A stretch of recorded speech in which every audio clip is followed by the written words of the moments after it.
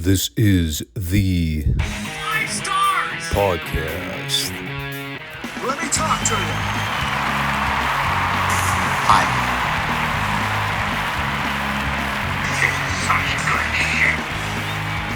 So, what do you guys want to talk about?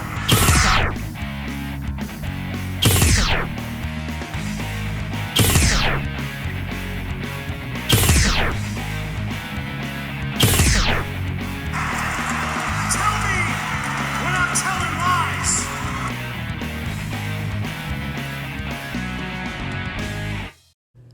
Thanks, guys. Back to you. Well, I forgot to brew my third cup of coffee for the morning.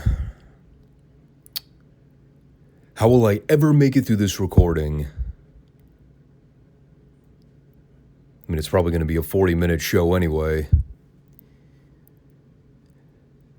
By God, if I can't go an hour without coffee, the world may as well come to an end. I think I'll be fine. I got my tumbler of water sitting here, which is only half full anyway. I really did not pre-plan for this show very well, as you can tell. But that's all right, because I've already got a million things on my mind as it is, and not a lot of time to prepare for any of it. So we're going to do this show, upload it on Monday. We'll do a Friday show, and hopefully have enough mental strength to get us through the big WrestleMania weekend. Dude, I'm just so ready for that show to be done and over with so I can stop thinking about it. At this rate, I don't even care how good or bad it is. I just want the show to be over. It's already going to be a 2-day slog to have to watch that whole thing start to finish. And you already know for a fact that I'm not actually going to watch everything on both nights. I'll have to pick and choose wisely based on what appeals to me most on the card. Problem is, I can never trust Wikipedia, so I don't even know how many of these matches are official. I know Cody versus Cena is official. I know Reigns, Rollins, and Punk in the three-way is official. I know Tiffany Stratton and Charlotte Flair is official, to the chagrin of a lot of fans. I think, everything else to me is kind of a grab bag of, is that for real? And how the hell did that get booked? Again, me not watching the TV shows, you have to take that into consideration. I think my favorite is Rey Mysterio versus El Grande Americano, who's literally just Chad Gable in a lucha outfit. Because apparently he couldn't just get over as himself, because WWE has monkeys booking the show.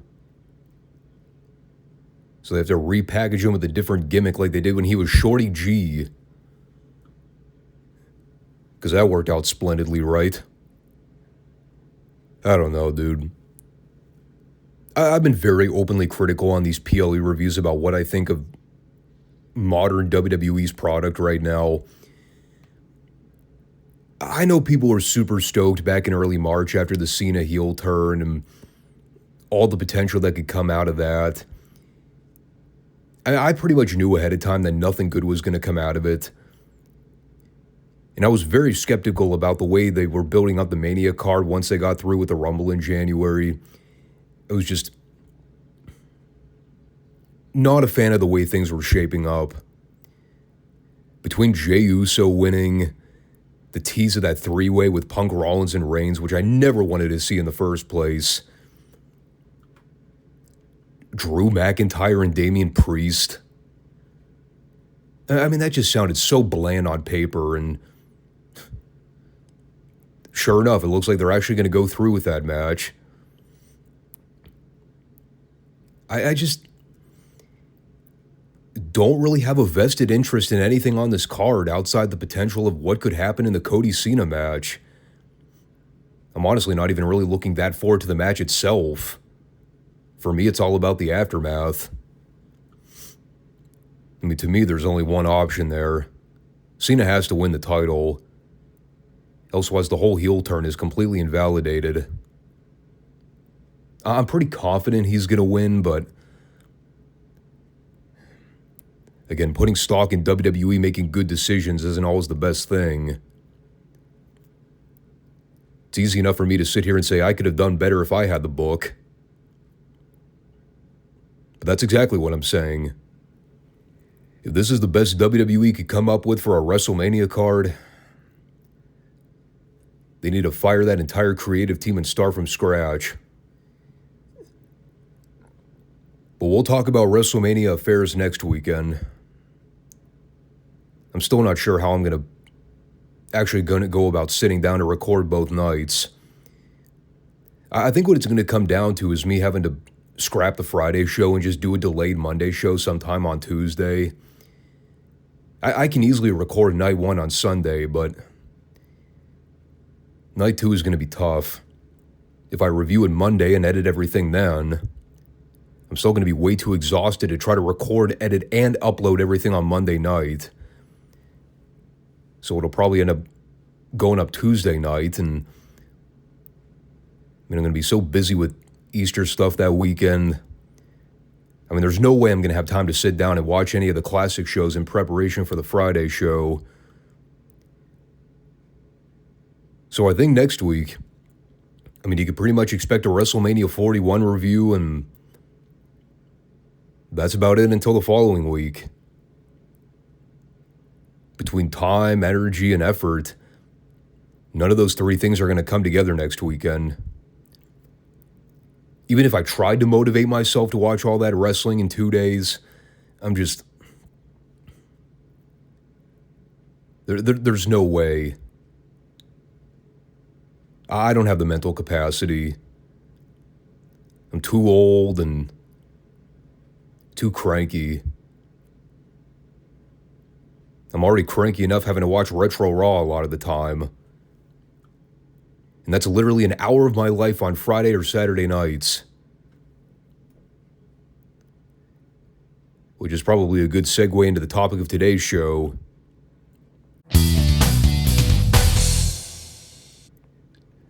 Let's talk about this abomination of a wrestling program. Obviously referring to Raw, if you couldn't already tell. I guess it is kind of a blanket statement, isn't it? Am I referring to Retro Raw, current Raw? The answer is yes. No, actually, we're talking about this April 8th episode of Raw from 1996. And I will say, the one good to come out of it this week, because Lawler was wrestling Shawn in the main event, that meant we got Kurt Hennig on commentary. And that's never a bad thing when Mr. Perfect's on color. Because he was, as you might expect, absolutely perfect as a color guy. Granted, he couldn't single-handedly save the show. Once you see the lineup for the card this week, you'll understand why it was so terrible. Here's a great start. Y'all remember how they originally promoted a Vader-Yokozuna singles match for WrestleMania? But then, somewhere along the way, they decided that would be a horrible match to book on paper. So instead, they went with a 6-man. Well, guess what these lame brains booked this week? They did Vader versus Yokozuna in a singles match. Surprise. It fucking sucked.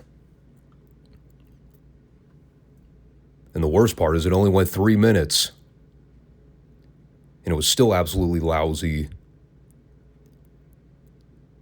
Literally, the only good thing to come out of this entire segment, it was the slap exchange before the opening bell. Everything after that was exactly what you would envision Vader and Yokozuna to be. Slow, plodding, and borderline sad to watch. And again, I say this as somebody who genuinely grew up liking Yoko and Vader as a kid. But we've talked about the state of Yokozuna in '96. Physically, he was a train wreck and a half. Honestly, at this stage of his career, I would not have been surprised if he was pushing 7 bills. He was massive. Just absolutely ginormous. Unhealthily ginormous. And again, Vader's run in the WWF just never translated for me. I mean, going back, I love watching Vader's work in WCW from the early to mid-90s. Loved his Japan stuff. The WWF run just never clicked. Between injuries, booking, Shawn. He was doomed from the very beginning. So they wrestle for a few minutes. Then they do the angle at the end where Cornette held Yoko's ankle down so Vader could give him the Vader bomb. And I couldn't figure out what the hell was going on with post-production in this thing. But there was some very obviously canned crowd heat for this angle. And I can't tell if that was a network thing to try and mask what might have been people cheering. I don't know what it was, but you could tell it was piped in because in addition to Vince's commentary sounding like it was recorded in a phone booth, you hear these plainly artificial Yokozuna shrieks, which didn't even sound like the real Yokozuna. Then they do the close-up on him, and you can see that Yoko's mouth isn't even moving, but you can still hear him screaming in pain. So yeah, I'm thinking this is a cover-up because people may have been cheering Vader here more than booing him. And that was kind of an issue with Vader's WWF run. I think the people naturally wanted to like him more than hate him. So they had to find ways to drown out the cheers to make it seem like he was more of a bad guy on television, despite the fact that I think the fan base really wanted to cheer for him. I did laugh here watching Mr. Fuji wave the American flag on the floor. The same guy that was waving a Japanese flag on television for the last 3 years. Well, hey, now that Yoko's supposed to be a babyface, he just comes out here waving the American flag like, see, I'm on your side now, guys. And the people ate it up. They cheered for it. So they do the whole stretcher job afterwards, which wound up turning into them having to use a forklift to cart off poor Yoko because he was too fat to fit on the regular gurney. He's fat!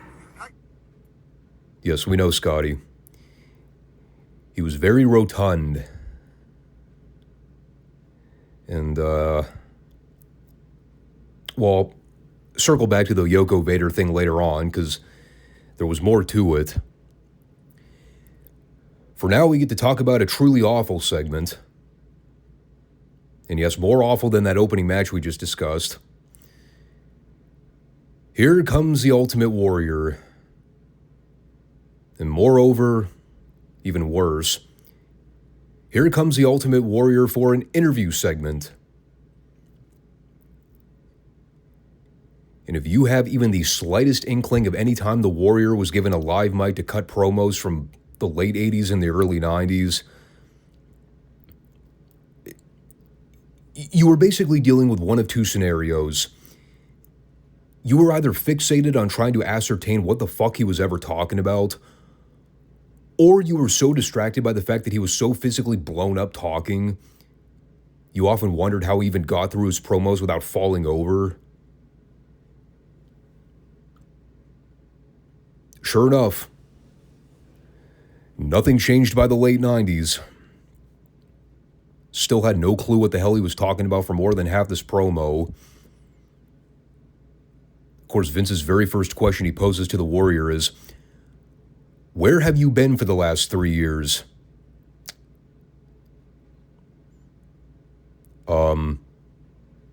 Vince,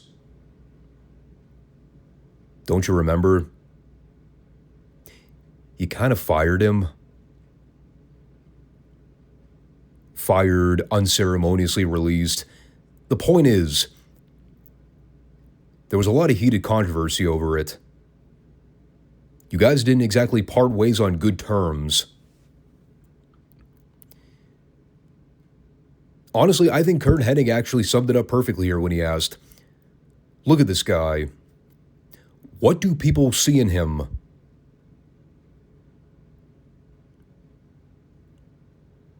Good question, Curt. I've been asking that same thing as a wrestling fan since I was 12. Anyway, I'm not going to spend 5 minutes trying to break down Ultimate Warrior promos. I mean, you need a goddamn Rosetta Stone to figure that one out. He said something about the people giving him the inspiration to come back for one final run. And while he's spewing nonsensical word vomit for a few minutes, out come Goldust and Marlena at the precise moment Vince tries to ask Warrior about the new generation, wherein somehow the segment proceeded to get more nonsensical. First, Goldust and Warrior hissed and snarled at one another. That was, frankly, the only good thing about their altercation. Then Goldust said that the Warrior can come in his house anytime he wants. By the way, these two are scheduled to wrestle each other at the next In Your House in April. Why? I have no fucking idea. It was just randomly dropped in the middle of this promo by Vince, like everyone had already been clued in. So,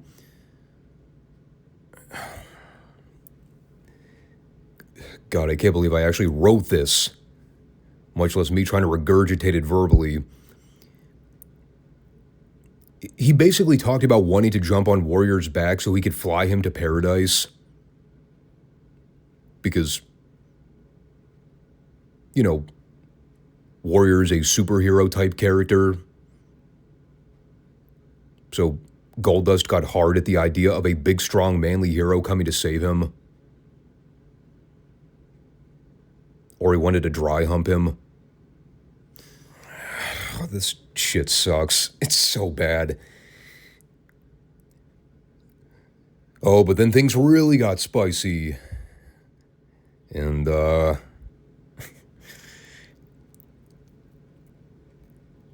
I'll say this much.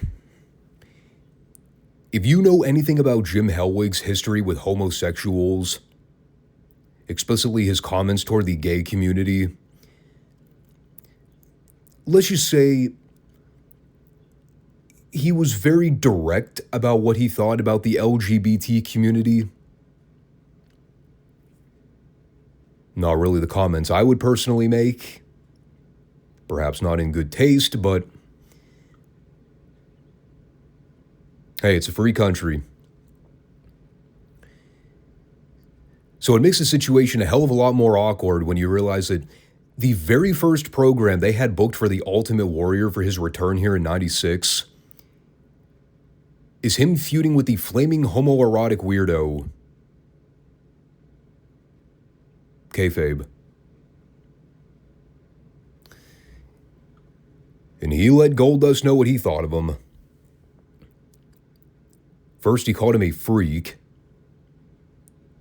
which is already vaguely politically incorrect to begin with. Then he said the following quote, to which I still don't entirely know what he was trying to say because it's with the Warrior. He said, "What is, And whatever you're into, I don't give a shit.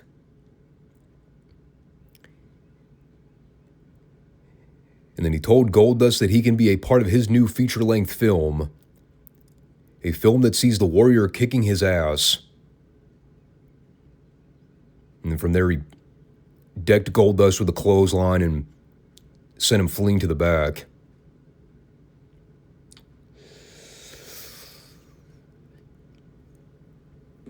Well then. That was quite horrendous. You know, a thought did occur to me while I was watching this air. Vince Russo got promoted to the creative team in '96. Now, granted, he wasn't the head writer by this point. That didn't happen, I don't think, until sometime in '97. But he was technically a part of the creative team alongside McMahon, Bruce Pritchard, and Jim Cornette. I don't know how much free reign he may have had in terms of what Vince McMahon was filtering of his ideas around this point. But this definitely had a lot of Russo-esque influences. Again, not trying to insinuate he was totally responsible for this abomination.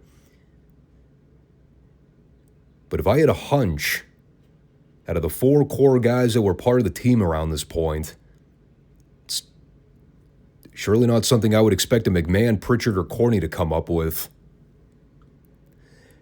That's all I'm saying. So, well, returning to the Yoko Vader thing for a minute, the follow-up to everything that happened in Seg 1, after they carted Yoko off to the back on the forklift, it basically took them the entirety of that Ultimate Warrior promo just to get him outside the fucking arena. Because, you know, forklifts aren't the most reliable machines when it comes to generating speed. That was probably the funniest part about it. The fact that Yoko's selling this grave, serious leg injury, and they're trying as fast as humanly possible to get him to an ambulance to try to get him evaluated. And it's taking like 40 goddamn extra minutes because poor Yoko has to be transported on this fucking forklift. It's very campy. So, naturally, because they're moving at snail's pace, Vader caught up with them and beat him over the leg with a folding chair several times. And Yoko continued to scream something to the extent of, "Ah," and "fuck," which they did not bleep out, by the way. If only they could have gotten that forklift to go faster. Could have avoided this situation altogether. And then we had Triple H versus the Dumpster Jabroni, because that's a feud that needed to be revisited one last time. By the way, total sidebar here. I have to mention this. The female security guard opposite the hard cam, let me tell you, she was not having any of the people's bullshit. I've never seen a security guard take their job as seriously as this woman did. She was getting paid to protect the boys, and by God, she was going to try with every fiber of her being to do so. Even though realistically, I could probably say 90% of these people could have killed her if they wanted to. But she wasn't going to go down without a fight. All 110 pounds of her.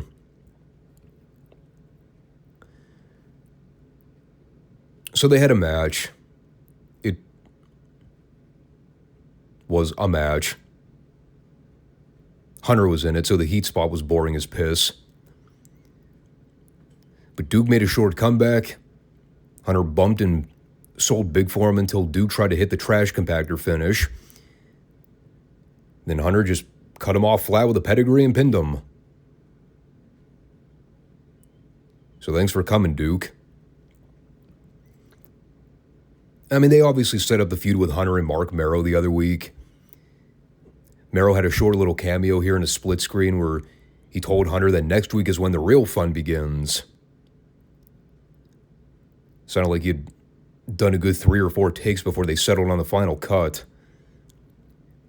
I can't even attempt to be as dull and lame as Merrow sounded delivering this 5-second promo.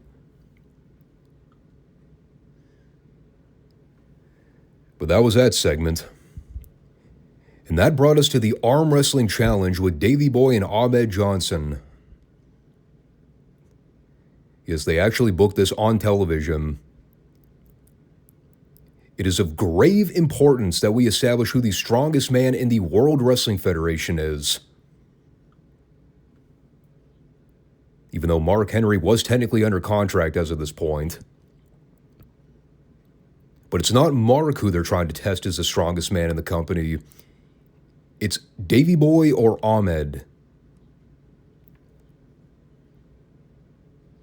I figure this is them saying, well, it beats having to book Ahmed in another squash match.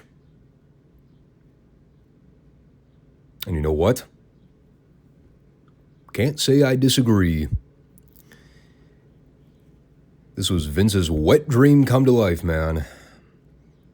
Getting to see 2 sweaty, jacked up, muscular meatheads show off their arms. I don't want to insult Davey. Davey wasn't a meathead. Ahmed sure was. Kind of goes without saying, though, the best part of the entire segment was Owen. He was so great at working the snide little toady role here. He's trying to stall for as long as possible by complaining that Ahmed's way too oiled up for this to be a fair playing field. Then at one point he starts griping that Ahmed's elbow wasn't properly positioned on the table.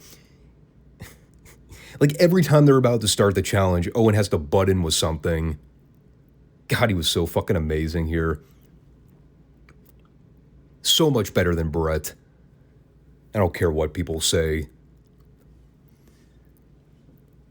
So Owen eventually gets himself ejected after being way too much of a pain in the ass. And after Owen was gone, the segment became utterly worthless to me. They tried to put the camera on Diana Smith at ringside, which was... It's always a weird situation with her. I can never tell if she's trying to look concerned or if she's just constipated. She looked like someone had farted in the row behind her and she was smelling the fumes. She had stank face. I think that was Diana's natural expression. She just had resting stank face. God, she was not photogenic. Say that much. So yeah, they do the arm wrestling deal.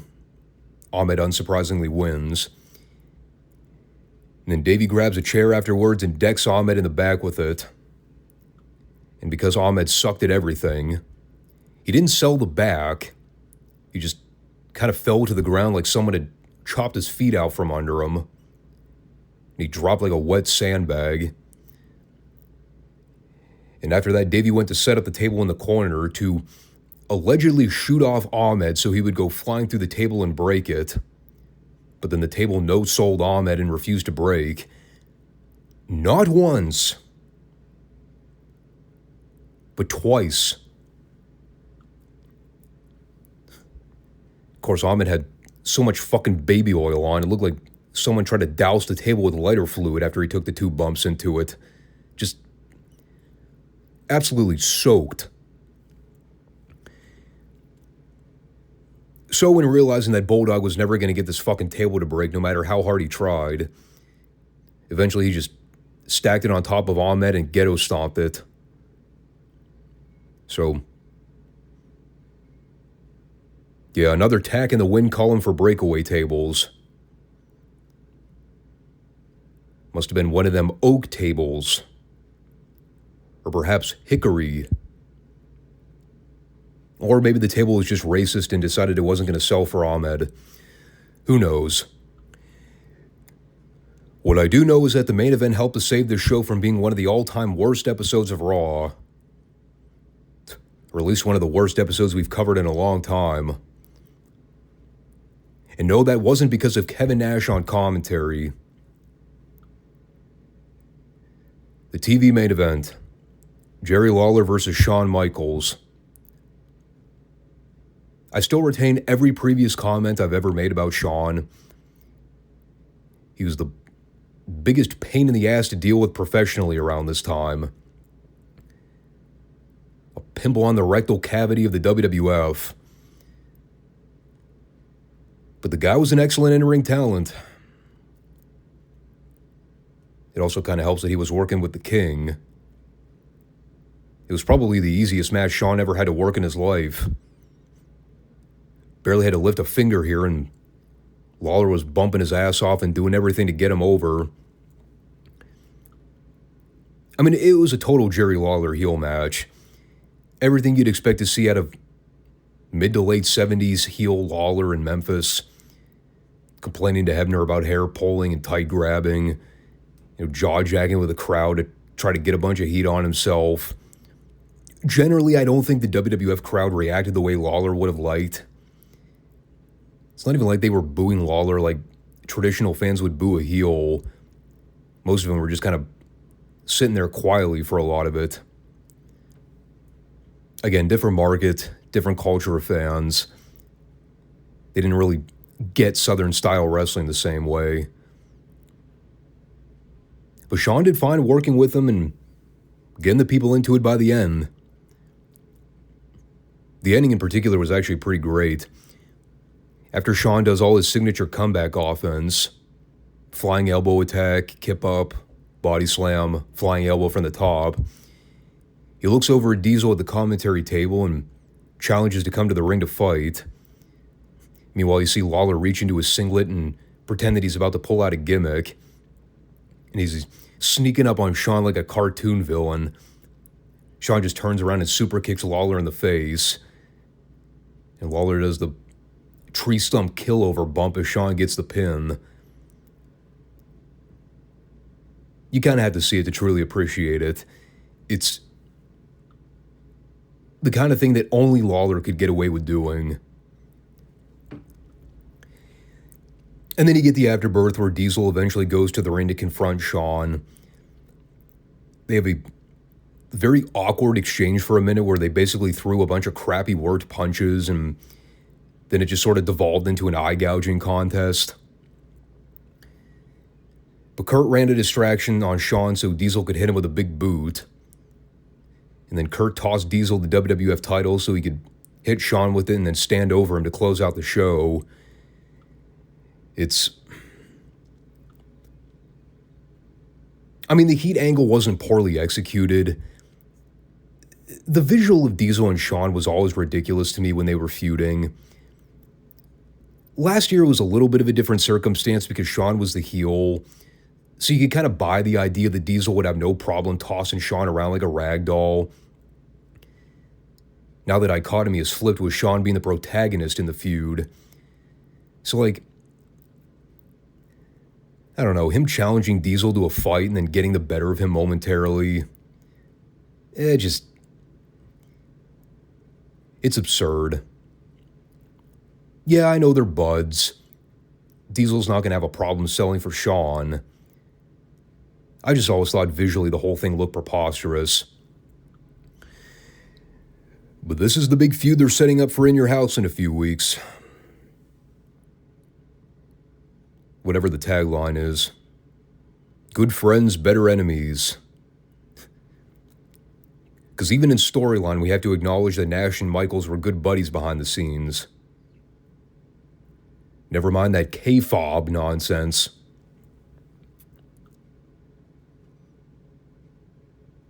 I'm trying to remember now.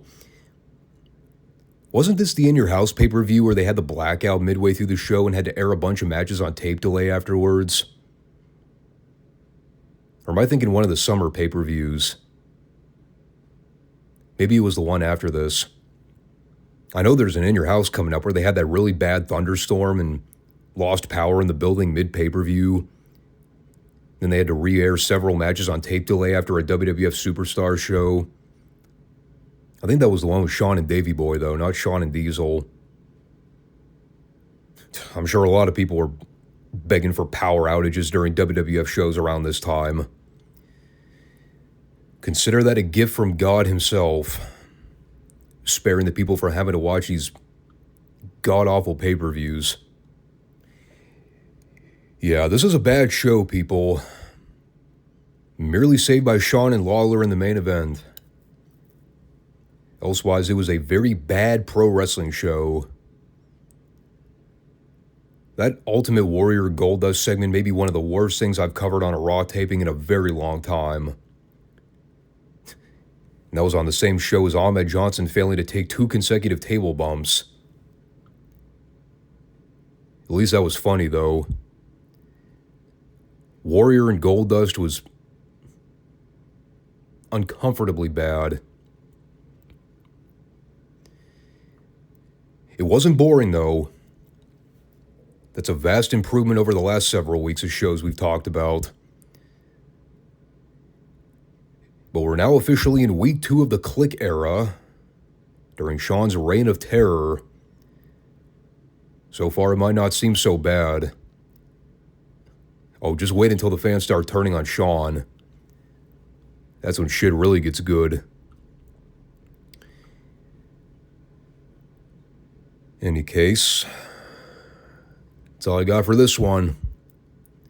So, folks, just to kind of recap what we talked about at the beginning of the podcast today, there will be a Friday show this week. We'll do all the classic reviews and the territory coverage. And then next weekend, I think we're just going to solely dedicate the Monday podcast to doing the WrestleMania 41 review. So I'm not going to do Retro Raw next week. And then I think I'm just going to skip out on doing a Friday show next week because I'm just not going to have enough time during the week to sit down, watch the shows, and take notes and find time to record. It's just not going to happen. Sorry. So, a little bit of an unorthodox schedule coming up, but hopefully you'll bear with me here. But that's all I got for this one. So, have a good week, everybody, and we'll talk to you again on Friday. Take care. Peace out.